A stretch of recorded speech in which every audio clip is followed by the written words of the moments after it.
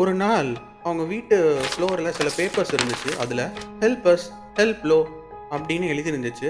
அதுவும் அந்த ஹேண்ட் ரைட்டிங்கை பார்க்கும்போது ஒரு குழந்தையோட ஹேண்ட் ரைட்டிங் மாதிரி இருந்துச்சு. இதில் பயப்படக்கூடிய விஷயம் என்னன்னா, அவங்க வீட்டில் இந்த மாதிரி எந்தவித பேப்பர்ஸும் கிடையாது.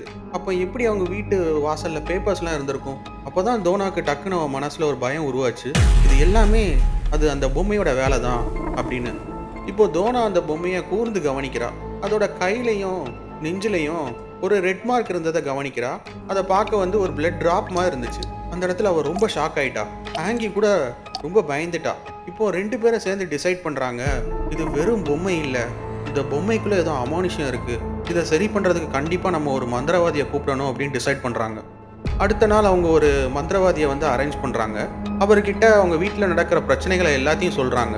அப்புறம் கொஞ்ச நேரம் கழித்து அந்த பொம்மையை பார்த்து அந்த மந்திரவாதி சொல்கிறாரு, இதுக்குள்ளே இருக்கிற ஆவியோட பேர் அனபெல்லா ஹிகின்ஸ். அவள் ஒரு 7 வயசு பொண்ணு. அவள் இறந்துட்டா. அவளோட பாடியை இந்த அப்பார்ட்மெண்ட் கன்ஸ்ட்ரக்ட் பண்ணுறதுக்கு முன்னாடி இந்த நிலத்துல தான் புதைச்சி வச்சாங்க. அவளோட ஆவி தான் இந்த பொம்மைக்குள்ளே இருக்குது அப்படின்னு சொல்லிட்டு அந்த மந்திரவாதி சொல்கிறாரு.